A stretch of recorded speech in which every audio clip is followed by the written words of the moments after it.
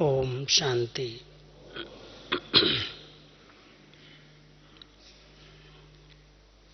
संगम युग पर मीठे बाबा ने हम सबको ज्ञान रत्नों से खेलने का सौभाग्य दिया है। सतयुग में तो स्थूल रत्नों से खेलेंगे, लेकिन संगम युग ही है जब अविनाशी ज्ञान रत्न जो स्वयं भगवान हम सबको दे रहे हैं,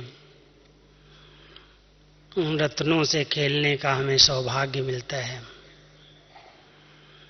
आज हम एक ऐसे विषय पर चर्चा करेंगे, रूह रियान करेंगे, जो हर ब्राह्मण आत्मा के लिए अति आवश्यक है। क्योंकि जिस दिन से हम बाबा के बनते हैं, तो बाबा कहते हैं कि जो बाप को पहचान लेता है, उसके साथ साथ माया भी उसका पीछा करती है, सामना करती है, और नए नए प्रकार से, जिस प्रकार से हम बाबा को अथवा माया को पहचानते हैं, माया अपना और भी अंदर से रूप बदल करके नए नए रूप में आती है। उसके बहुत वैरायटी स्वरूप हैं, क्योंकि माया का साम्राज्य चल रहा है। तो माया के साम्राज्य में, अति के वातावरण में, जब पांचों विकारों का और प्रकृति के पांचों तत्वों का फुल फोर्स है, ऐसे समय में बाबा के बच्चे हर विघ्न का सामना भी कर सकें और विघ्न विनाशक की स्थिति में भी रह सकें, उसके लिए बाबा अपनी शक्तियां तो हम सबको देते ही हैं। आत्मा तो शक्तिहीन बन गई थी, और शक्तिहीन आत्माएं सर्वशक्तिवान की शक्ति से शक्तिशाली अवश्य बनती हैं। लेकिन बाबा कहता है, तुम महारथी बनते हो तो माया भी ग्राह का, अजगर का रूप धारण करती है। और गायन भी है, गज को ग्राह ने खाया। ग्राह अजगर को कहते हैं, मगरमच्छ को। अब वो मगरमच्छ कैसे हाथी को पकड़ेगा, वो तो एक कहानी बनाई है। लेकिन प्रैक्टिकल में इस संगम युग पर बहुत अच्छे ज्ञान और योग की रेस करने वाले कई बार सेवाओं में अति व्यस्त होने के कारण अनेक विघ्नों के वशीभूत हो जाते हैं। और जब नए नए प्रकार के विघ्न आते हैं, तो आत्मा दिल शिकस्त हो जाती है, निराश हो जाती है, उसे मंजिल बहुत दूर लगती है। ऐसे अनुभव करता है कि बाबा तो कहता है कि बहुत सहज मार्ग है, लेकिन ये सहज मार्ग कई आत्माओं के लिए सहन करने वाला मार्ग बन जाता है। जैसे बहुत कुछ सहन करना पड़ता है, बहुत सामना करना पड़ता है, बहुत युद्ध है, बहुत मेहनत है, और उस मेहनत के कारण जब बहुत कोई हार खाते हैं, बार बार चोट लगती है, बहुत संस्कार नए नए रूप में वार करते हैं, तो आत्मा दिल शिकस्त हो जाती है, निराश हो जाती है। बाबा तो उसे बहुत ऊंचे ऊंचे सम्मान से, बहुत ऊंची नजर से त्रिकालदर्शी हमारा बाबा है, हमारे तीनों कालों को जानता है। और बाबा को निश्चय है, कौन सा, कि यही तो मेरे बच्चे कलब कलब के विजयी हैं, इनको ही तो मैंने ऐसा बनाया था, यही तो नई दुनिया के मालिक बने थे। तो बाबा को संपूर्ण निश्चय है, लेकिन बच्चे जब देखते हैं तमोगुणी वायुमंडल, बहुत विकारों का फुल फोर्स, और कईयों के सामने बहुत युद्ध माया की चलती है, तो उस युद्ध के कारण निराश हो जाते हैं, मंजिल स्पष्ट दिखाई नहीं देती। आज एक और हम आपको इस तरफ ध्यान खिंचवाएंगे, क्योंकि नए नए जब बाबा के बच्चे हम बनते हैं तो नए बच्चों का जोश तो देखने जैसा होता है, उमंग उत्साह, ऐसे लगता है कि जैसे कोई पंख लग गए हैं। इतनी नशे से बोलते हैं कि अरे भगवान मिल गया, पाना था सो पा लिया, अब क्या रह गया काम, बस। लेकिन जब आगे चलते हैं और भिन्न भिन्न छिपे हुए संस्कार जब सामने आते हैं तो लगता है कि बहुत ऊंची मंजिल है। बाबा भी छोटे बच्चे को तो उंगली पकड़ करके साथ देता है, निभाता है, लेकिन थोड़ा सा कोई बच्चा बड़ा हो जाए फिर उंगली छोड़ देता है कि अभी तुम अपने पांव पर चल करके दिखाओ। तो उसको लगता है कि अभी तो मेरा कोई साथी नहीं, मेरा कोई सहारा नहीं। और ये भी ऐसा होता है क्या, परिवार में भी उसे दिखाई देता है। कल भी बाबा कह रहे थे, विश्व परिवर्तक बच्चे, टाइटल बहुत ऊंचा है, लेकिन स्वयं को और परिवार की छोटी मोटी बातों को परिवर्तन नहीं कर पाते हैं। इसलिए एक दूसरे की पर चिंतन, पर दर्शन, पर मत के प्रभाव में जाने से अनेक प्रकार के नए नए विकराल रूप माया के सामने दिखाई देते हैं।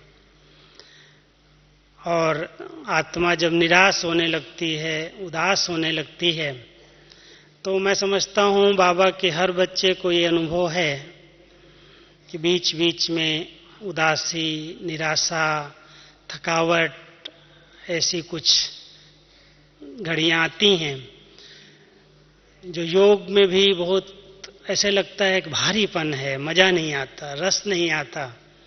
मुरली भी ऐसे लगती है कि बाबा की मुरली तो वही चलती है, कोई नवीनता तो है ही नहीं।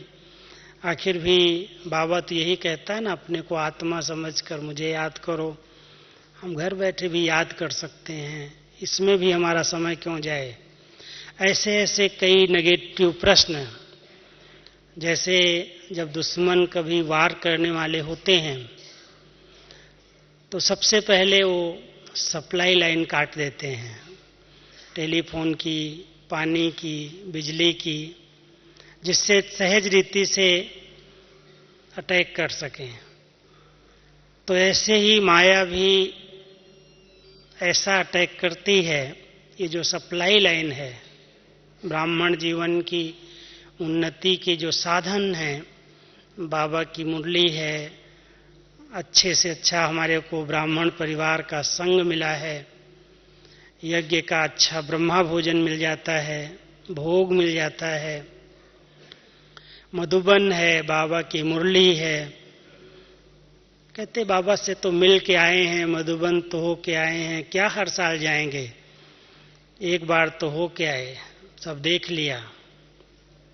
इस प्रकार के संकल्प, इस प्रकार से जब माया अंदर प्रवेश होती है सूक्ष्म में, तो ये सप्लाई लाइन जो है, जो हम सबको शक्तियां देती है, शक्तियां या तो बाबा से कनेक्शन जोड़ने से मिलती हैं या बाबा की मुरली सुनने से मिलती हैं, अच्छे संग से मिलती हैं, अच्छा अच्छा योग युक्त ब्राह्मणों के हाथ का बनाया हुआ पवित्र भोजन, उससे शक्तियां मिलती हैं।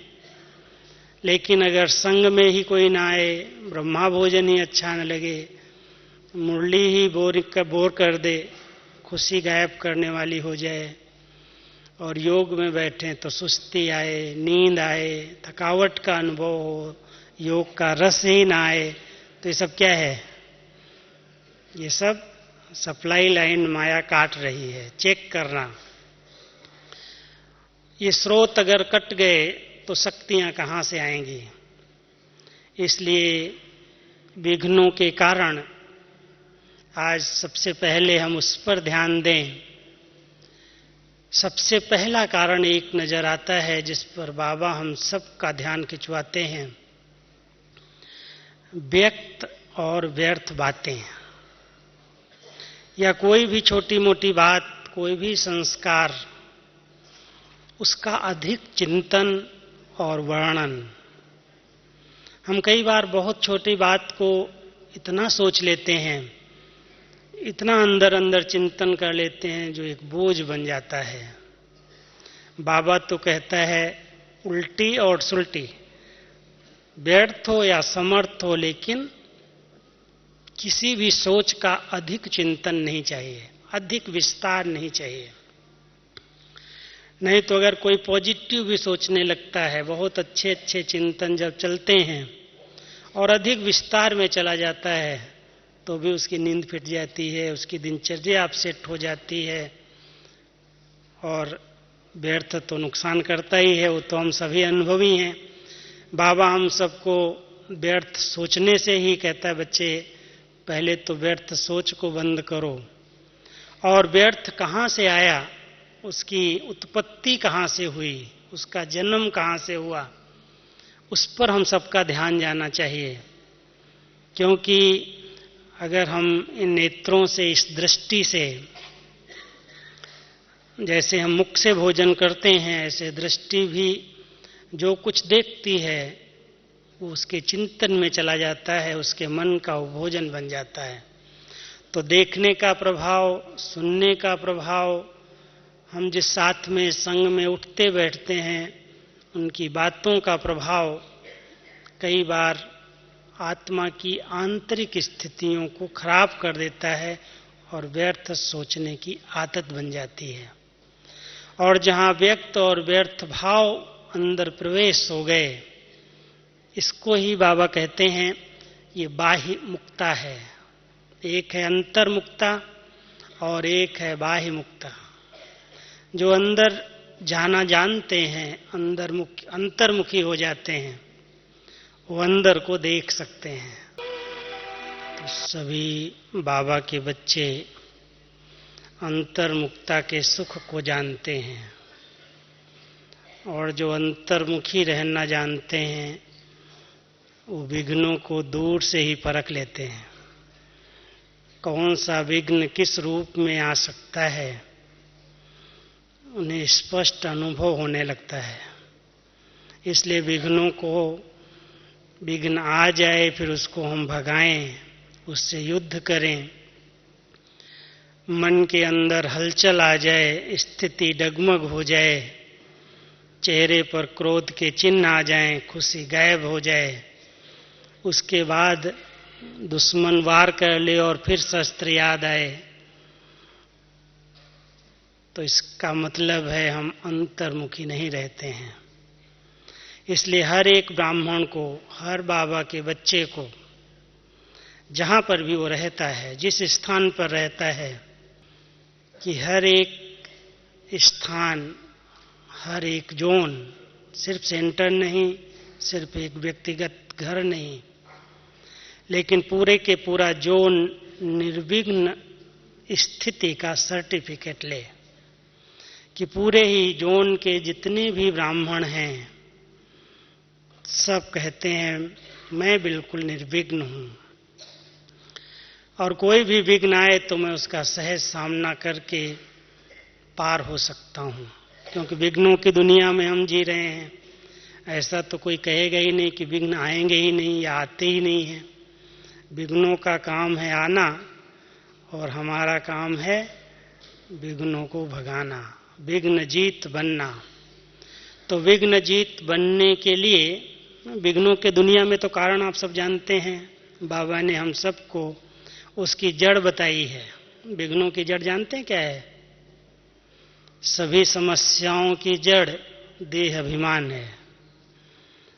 आत्मा का ज्ञान गुम होने से कितनी प्रॉब्लम्स दुनिया के अंदर खड़ी हुई हैं, हम सभी प्रैक्टिकल देख रहे हैं। चाहे वो उग्रवाद है, आतंकवाद है, जाति भेद के कारण दंगे हैं, झगड़े हैं, कई प्रकार के अनेक हिंसाएं हैं, बलात्कार हैं, विरोध हैं, दुश्मनी है। उन सब की जड़, हर विकार की, कहता है बाबा कहता है कि पापों का बाप देह अभिमान है। और जब तक हमने देह अभिमान को अपना मित्र बनाया है, तब तक नए नए प्रकार के विघ्न आते ही रहेंगे, वो समाप्त नहीं हो सकते। और विघ्नों को समाप्त करने के लिए बाबा ने हम सबको पहले ही ये पाठ पढ़ाया कि तुम एक चैतन्य आत्मा हो। जितना आत्म अभिमानी स्थिति में रहोगे, जितना अपने स्वस्वरूप में स्थित रहोगे, उतना विघ्नों पर अपने आप विजय हो जाएगी।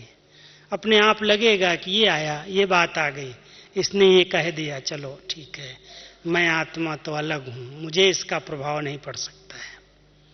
तो जब सोल कॉन्शियस स्थिति में और आत्मा के जो सातों निजी गुण हैं, उन गुणों में आत्मा अपने को संपन्न बनाती जाती है, तो हर विपरीत परिस्थिति का वो सहज सामना कर सकती है।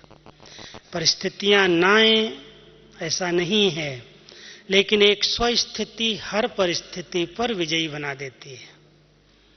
अब स्वस्थिति किसने अपनी कितनी मजबूत की है, पहले तो उसका अपना मनन, उसका चिंतन, उसको बुद्धि को बिजी रखने का अभ्यास। मन और बुद्धि जिसकी फ्री है या जिसकी व्यर्थ की तरफ लगी हुई है, वहां ही विघ्नों का प्रवेश होता है, उसको प्रवेश मिल जाता है। तो इसलिए बाबा ने हम सबको ज्ञान और योग के अंदर व्यस्त रहना सिखाया है। खूब अच्छी तरह से व्यस्त रहो, बाबा की मुरलियों का अच्छी स्टडी करो, इधर उधर की पुस्तकें पढ़ने की जरूरत नहीं है। बाबा का इतना साहित्य है, मुझे तो पर्सनल लगता है, मैंने पढ़ने के सिवाय, लिखने के सिवाय सेवाएं भले वैरायटी मिली हैं, लेकिन ये इतनी सेवा बाबा ने मुझसे कराई है जो दिन रात ऐसे लगता है कि अंदर चिंतन ही वो बन गया है। ज्ञान ही चिंतन में है, ज्ञान ही वर्णन में है, ज्ञान के सिवाय कुछ भी नहीं है। तो ये एक हॉबी भी होती, आदत भी होती है। ड्यूटी तो मिली लेकिन एक आदत बन गई। इसलिए अभी भी जब समय मिलता है, अपने पास इतनी अच्छी अच्छी पुस्तकें हैं, ज्ञानामृत में इतने अच्छे अच्छे लेख आते हैं, जगदीश भाई के लिखे हुए इतने अच्छे अच्छे ग्रंथ जैसी पुस्तकें हैं, पढ़ते जाओ, एक एक बात स्पष्ट होती जाती है, बुद्धि भरपूर हो जाती है। तो हम सबको इतना अच्छा खजाना दिया है जो हम बुद्धि को श्रेष्ठ स्मृतियों से समर्थ रख सकते हैं। और समर्थ है आत्मा तो जैसे कोई शक्तिशाली शरीर से भी होता है। तो वायुमंडल में अगर ठंडी है, शीतलहर चल जाती है, तो मजबूत शरीर वाले को जल्दी सर्दी जुकाम नहीं होता है, छोटी मोटी बीमारियां उसको जल्दी अटैक नहीं करती हैं। लेकिन जो कमजोर होते हैं, वो तो थोड़ा भी हवा पानी चेंज हुआ, क्या होगा, उसी समय बिस्तर पकड़ लेंगे। तो बाबा कहता है अगर तुम बच्चे शक्तिशाली बन करके रहते हो, शक्तिशाली बनने के लिए तो हम सभी जानते हैं अच्छी खुराक और एक्सरसाइज, अच्छा भोजन जो खाते हैं, शक्तिशाली भोजन। लेकिन भोजन खाएं और एक्सरसाइज न करें, हजम न करें, तो भी बीमारियां हो जाएंगी। इसलिए शक्तिशाली भोजन बाबा की मुरलियां हैं, ज्ञान का चिंतन है, मनन है, अच्छा भोजन हमको बाबा देता है। और ये भोजन जिस आत्मा को आदत बन गई है खाने की, जैसे हमारी दादी जी थी, कितनी बार मुरली पढ़ती, जब रात को नींद खुल गई अपना लैंप जलाया और पढ़ना शुरू कर दिया। दादी जानकी मेरे को कह रही थी कि जब बाबा चले गए तो बाबा के जाने के बाद मैं आई तो मैं सारा पत्र पुष्प तुम्हारा पढ़ डाला, जो तुमने भेजा सेंटर पर सब पढ़ा। इतनी आदत कि रात को भी अगर समय मिल गया तो जो खजाना है उसको अच्छी तरह से पढ़ लिया, मनन कर लिया, चिंतन कर लिया। जब नींद खुल गई, जब उठ गए, जब बैठे हैं, जब फ्री हैं, इधर उधर की पुस्तकें या टीवी सीरियल देखने की आदत अगर किसी को हो तो आप समझते हो उसके अंदर आजकल क्या परोसा जा रहा है। वही तो विघ्नों की सारी जड़ है, सारी समस्याओं की जड़ है, जो आज गंदे गंदे चित्र हम टीवी में देख लेते हैं, हिंसा के चित्र देख लेते हैं, बलात्कार के देख लेते हैं, गंदगी के देखते हैं। उनका प्रभाव कोई कितना भी कहे, कितना भी योगी कहे कि मेरे ऊपर कुछ नहीं पड़ता है, लेकिन जो कल बाबा ने कहा है कि मैं जनवरी तक तुम बच्चों को मन, वचन, कर्म और स्वप्न तक भी पावन देखना चाहता हूं, वो तभी हो सकता है जब हम सभी कुछ प्रतिज्ञा करें, कुछ संकल्प करें। सिर्फ अमृत वेले उठ करके आप बैठ गए और थोड़ी चेकिंग किया और फिर सो गए, या फिर अपनी कारोबार में लग गए, दृढ़ता से संकल्प नहीं किया है, तो ये अपवित्रता के विघ्न से मुक्त नहीं हो सकते हैं। और जहां पर अपवित्रता का कोई भी अंश है, आप सभी नोट कर लें, जहां पर दैहिक आकर्षण है, जहां पर कोई भी लगाव है, झुकाव है, आत्मा किसी की तरफ भी प्रभावित है, वहां ही सब प्रकार के विघ्न खड़े होते हैं। मनमुटाव होते हैं, टकराव होते हैं, एक दूसरे से नफरत होती है, घृणा होती है, द्वेष हो जाता है। जितनी समस्याएं हैं उन सब की जड़ इम्प्योरिटी है, अपवित्रता है। मानसिक अपवित्रता भी विघ्नों को जन्म देती है। इसलिए हमारे पवित्र विचार, शुद्ध विचार तभी बन सकते हैं जब हम बहुत अच्छी तरह से बाबा के ज्ञान को घोट घोट करके अपने आप को शक्तिशाली बना लें। और दूसरा, बीच बीच में एक्सरसाइज जरूरी है। ये जो बाबा ने 5 स्वरूपों की एक्सरसाइज बताई है वो इतनी बढ़िया है, इतनी अच्छी है। करने का अभ्यास डालना, आदत डालना, सिर्फ ऐसे नहीं बाबा ने तो कहा है समय मिलेगा तो कर लेंगे, नहीं। हर प्रकार से आपके स्वास्थ्य के लिए, मानसिक स्वास्थ्य के लिए ये एक्सरसाइज बहुत अच्छी है। अभी अभी आकारी, अभी अभी साकारी, अभी अभी निराकारी। सेकंड भी नहीं लगता है, संकल्प उठा और आत्मा डिटैच हो जाती है। कभी साकार वतन में अपने ऊंचे भाग्य का स्मरण करती है, अपने पूज्य स्वरूप को देखती है, कैसे भक्तों की लाइन लगी है, कैसे मैं आत्मा अपनी मूर्ति के द्वारा अन्य आत्माओं की मनोकामनाएं पूर्ण कर रही हूं। पूज्य स्वरूप भी बहुत शक्तिशाली है, और वर्तमान तो क्या भाग्य है हम सबका, हम सभी जानते हैं। भगवान की नजरों में पल रहे हैं, भगवान की छत्र छाया में हम पल रहे हैं। हमें गाइड भी कर रहा है, पढ़ा भी रहा है, सकाश भी दे रहा है, वतन से बैठ करके अपनी शक्तियां भी दे रहा है। हम सब ब्राह्मण जीवन के भाग्य को अगर स्मृति में लाते हैं तो लगता है सचमुच कहाँ है दुनिया और कहाँ हैं हम, कैसे भगवान हमारी पालना कर रहे हैं। तो गाइड बन करके एक एक बात के लिए कोई गाइड करे, बच्चे ऐसे उठो, ऐसे बैठो, ऐसे चलो, ऐसे घर में रहो, ऐसे अपने आप को विकारों से, बुराइयों से, तमोगुणी वातावरण से सेफ रखो। हर बात के लिए श्रीमत दे रहा है, गाइड कर रहा है। तो हम सबका ब्राह्मण जीवन का कितना ऊंचा भाग्य है, और हमारा भविष्य पद, देव पद कितना महान है कि हम ही आदि स्वरूप और अनादि स्वरूप। कल जो बाबा ने स्मृति स्वरूप बताया कि बच्चे अनादि स्वरूप में कितनी आपके अंदर चमक है, कैसे बाबा के साथ चमकते हुए स्वरूप में परमधाम में निवास करते हो, और फिर जब आदि काल सतयुग में आते हो तो भी शरीर और आत्मा दोनों ही पावन है। इतनी प्यूरिटी की लाइट है, इतनी शक्ति है, जो कोई विकार, कोई विघ्न सामने आता ही नहीं है। तो हम ये ड्रिल करते हैं, साकारी ड्रिल है, अपने पूज्य स्वरूप की स्मृति, अपने ब्राह्मण स्वरूप की स्मृति और अपने भविष्य देव स्वरूप की स्मृति।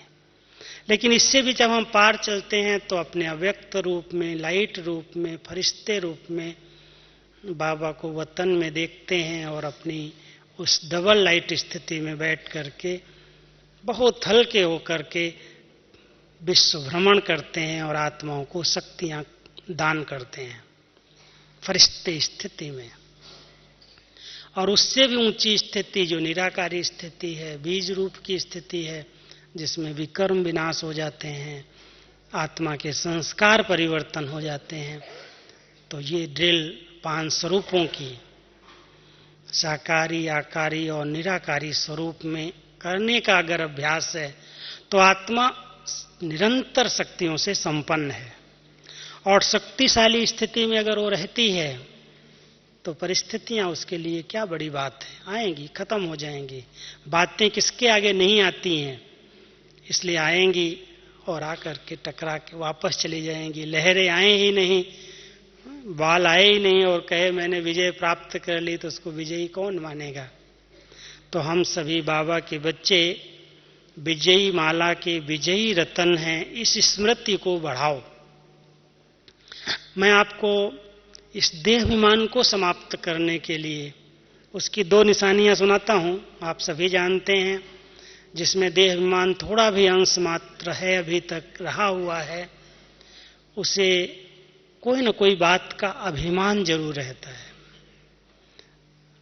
मेरे जैसा बुद्धिमान कोई नहीं है, मेरे जैसी समझ किसी के पास नहीं है, मेरी जैसी सेवा कोई नहीं कर सकता है, मैं तो सब जानता हूं, मेरा अनुभव है मेरे को इस बात का।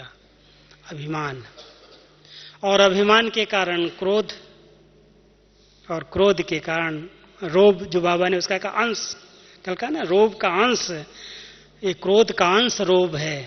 रोब समझा ना मुरली से बाबा की, ध्यान गया होगा। बाबा बहुत सूक्ष्म लिए जा रहा है। 4 बातों की चेकिंग बताई प्योरिटी के अंदर। उसमें सबसे पहले कहा अपनी वृत्तियों को चेक करो, ये वृत्तियां अनासक्त हैं, ये वृत्तियां बिल्कुल उपराम हैं, वृत्तियों को चेक करो।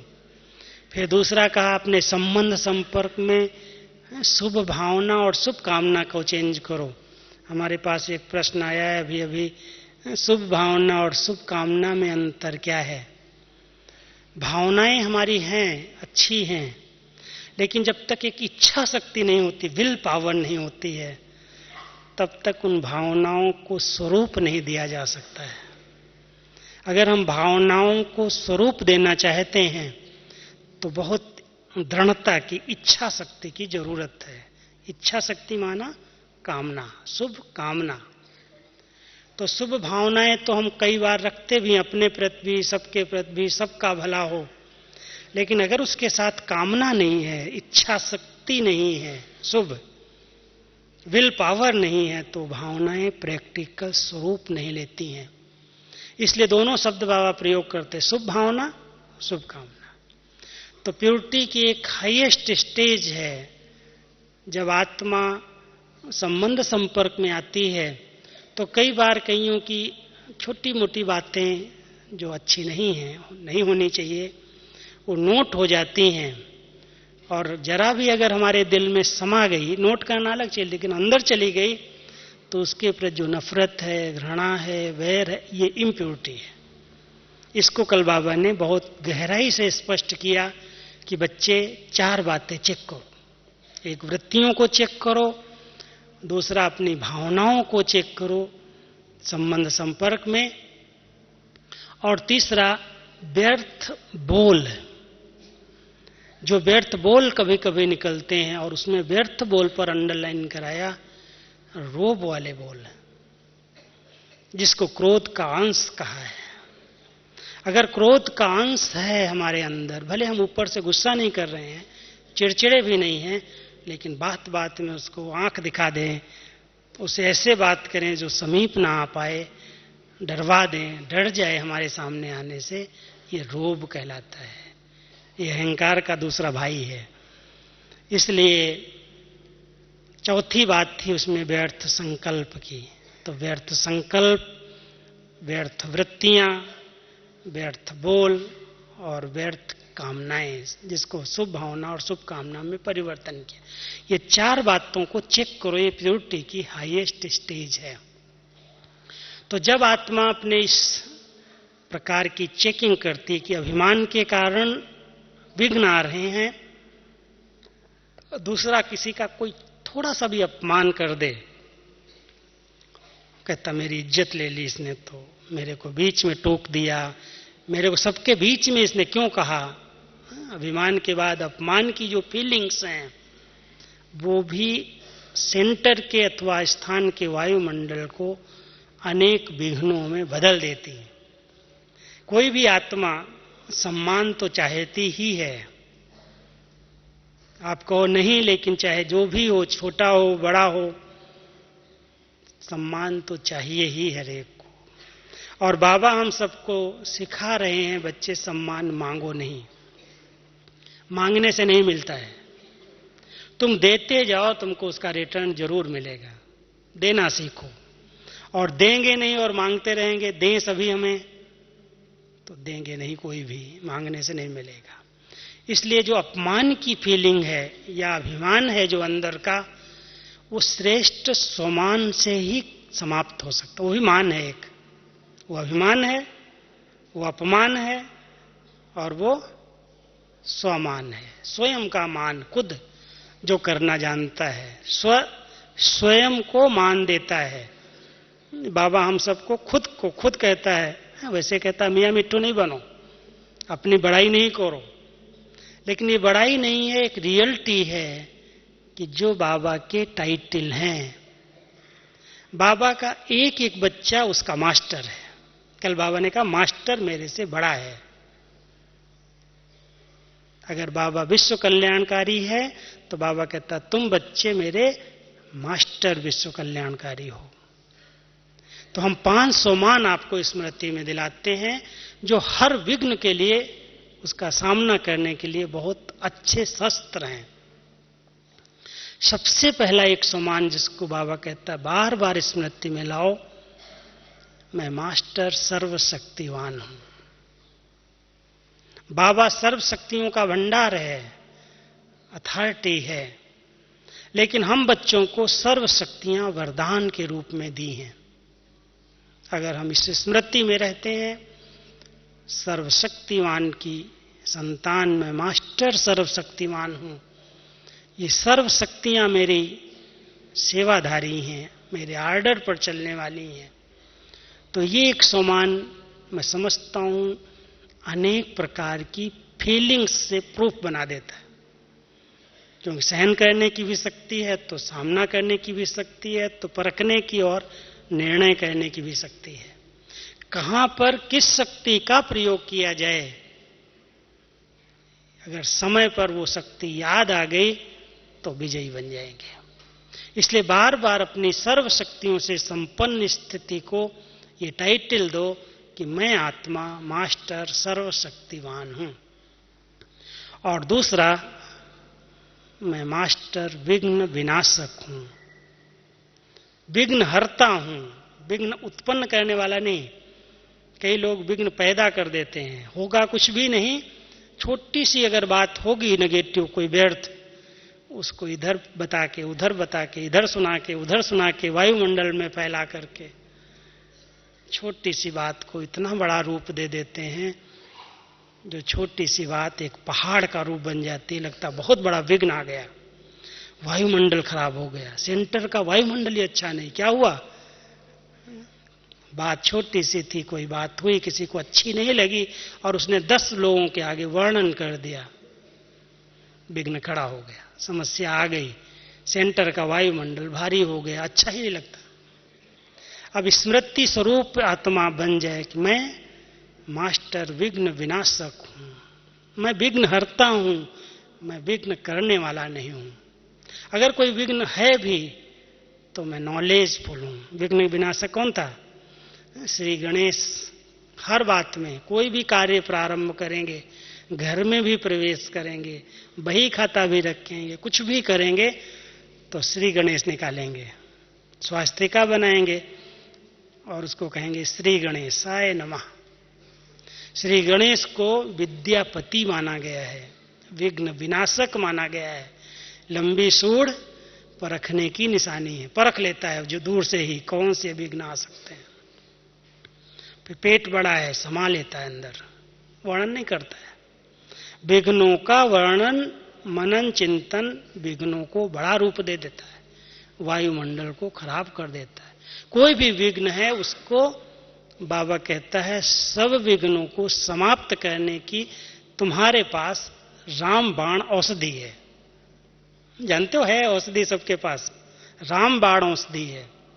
किसी भी स्थान पर किसी भी प्रकार का विघ्न हो, चाहे वो इविल स्पिरिट्स का हो, भटकती हुई आत्माएं बहुत प्रभाव डालती हैं, चाहे तंत्र मंत्र का भी किसी के आगे विघ्न आ गया हो, चाहे अपने संस्कार स्वभाव का विघ्न आ गया हो, चाहे किसी से वैर विरोध का टकराव का विघ्न आ गया हो, कोई आपके आगे दुश्मनी लेकर के आए, आपका दुश्मन बन करके आए, आपको सताने के लिए आए, कई सेंटर्स के मकान खाली कराने के लिए कोई मकान मालिक पीछे पड़ जाए, कुछ भी हो, हर विघ्न की रामबाण औषधि है।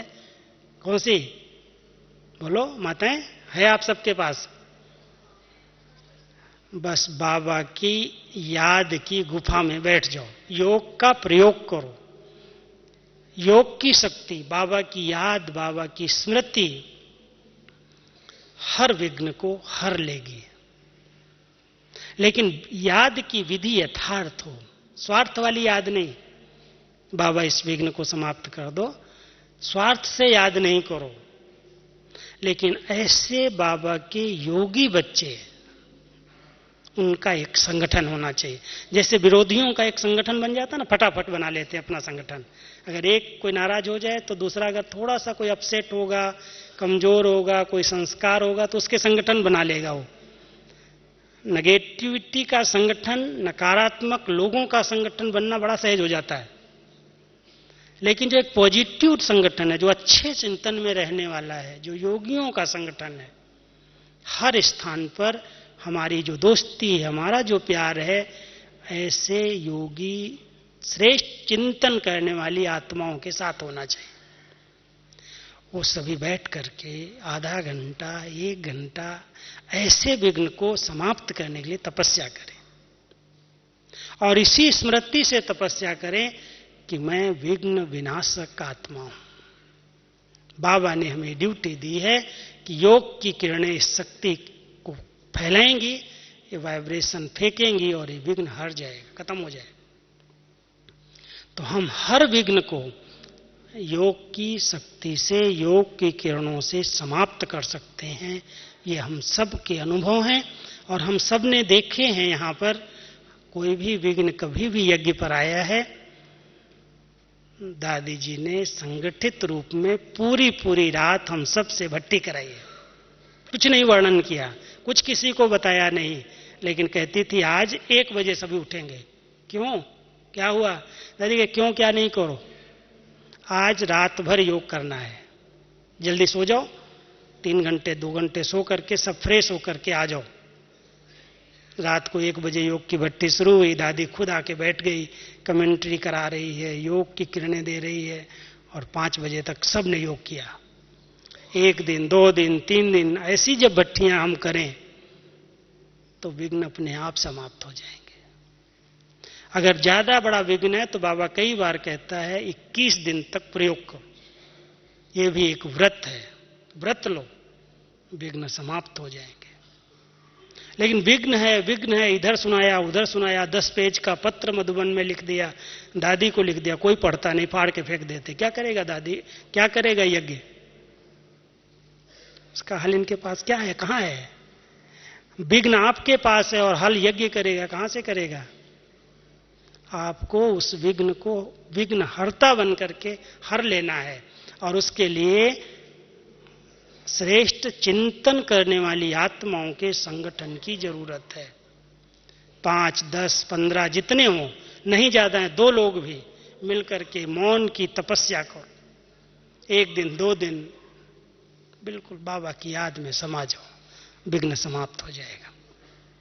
तो ये एक सोमान है, मैं मास्टर सर्वशक्तिमान हूं, मैं विघ्न विनाशक हूं। और सबसे अच्छी तीसरी एक बात है, मैं मास्टर दाता हूं, मुझे कुछ नहीं चाहिए किसी से। विघ्न वहां आ रहे हैं जहां हमें चाहिए, चाहे नए हैं, चाहे मान चाहिए, चाहे सोमान चाहिए, चाहे एरिया चाहिए, चाहे स्थान चाहिए, चाहे सेंटर चाहिए, जहां चाहिए चाहिए है वहां ही समस्याएं हैं। देख लेना आप, हदें हैं।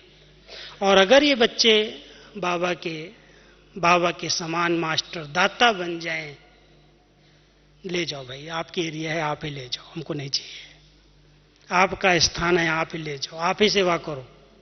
हमें जितनी स्थान बाबा ने दिया है हम उसमें ही संतुष्ट हैं। मास्टर दातापन की स्मृति, सम्मान देना सीख जाएं, सबसे निर्माण रह करके हर एक को सम्मान देना सीख जाएं, तो मैं समझता हूं बहुत से विघ्न हर जाएंगे, खत्म हो जाएंगे। जहां देने की भावना नहीं है, सब कुछ लेने की भावना है, वहां ही विघ्न आते हैं।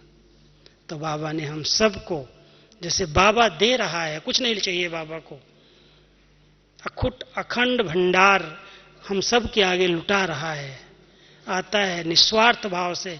हम तो याद करते हैं 40 वर्षों से अव्यक्त रूप में क्या स्वार्थ था ब्रह्मा की आत्मा का, लेकिन बच्चों की सेवा करके नई दुनिया बनानी है, बाबा ने हमें निमित्त बनाया है। एक ही शुभ भावना और शुभ कामना का संकल्प कि मैं बच्चों के साथ वापस जाऊंगा। नई दुनिया बनानी है, जब तक बनी नहीं है तब तक परमधाम का गेट नहीं खुलेगा।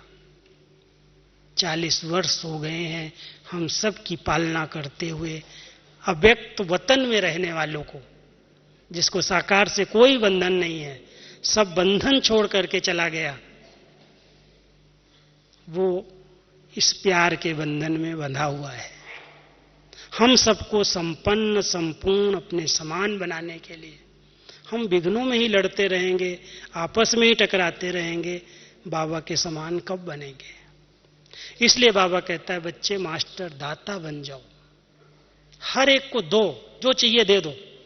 जो आपके पास बाबा ने आपको सब कुछ दिया है, इतना मान दिया है, इतना सम्मान दिया है, इतना सब भरपूर किया है, तुम क्यों कंजूसी करते हो? तुम भी दो। देने से बढ़ जाएगा, घटेगा नहीं, खुटेगा नहीं, आ जाएगा। तो ये तीसरा सोमान है। और चौथा सोमान है, मैं विजयी रतन हूं। बार बार स्मृति में लाओ, माया या कोई भी रूप विकारों का मेरा कुछ भी बिगाड़ नहीं सकता। मैंने तो कलप कलप विजय प्राप्त की थी, मेरे सिवाय और कौन विजयी बनेगा? इसलिए मैं विजयी रतन हूं, एक बहुत अच्छा सोमान है। और मैं मास्टर रचयिता हूं। रचयिता रचना का ख्याल करता है, सारी विश्व की आत्माएं रचना हैं। क्यों? एक बेहद के दृष्टिकोण से आप सभी नोट करें कि हम सब पूज्य और पूर्वज आत्माएं हैं। आदि देव के साथ साथ इस कल्प वृक्ष के तने में बैठ करके तपस्या करने वाली आत्माएं हैं। इस सारे वृक्ष को शक्तियों की सकाश देने वाली आत्माएं हैं।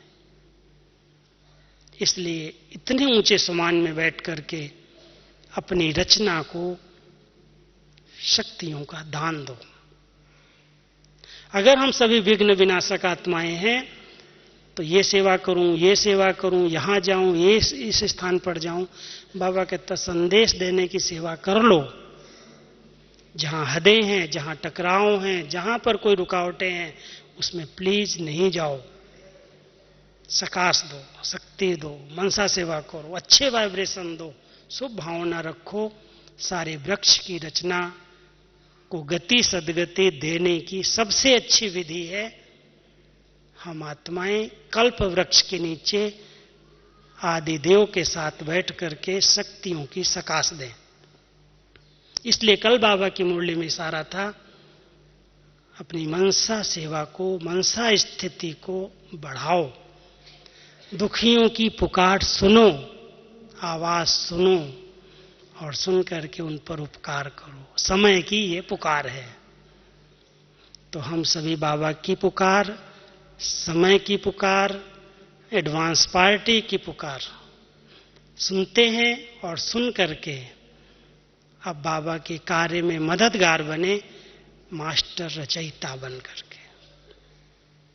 तो हम सब बाबा के बच्चे, किसी भी प्रकार का विघ्न हुआ, आपको लगता हो कि मेरे मार्ग में मुझे ऊंची स्थिति बनाने में ये बात रुकावट डाल रही है, मैं कहूंगा कि भगवान के घर में आए हो, आप सभी उस विघ्न को, चाहे वो काम विकार का विघ्न है, चाहे क्रोध का विघ्न है, चाहे अहंकार का विघ्न है, आपके मार्ग में जो विघ्न है, पहले उनको चेक करो। स्वयं को चेक करो, स्वयं को दुआएं दो और उस विघ्न को स्वाहा करके यज्ञ में जाओ।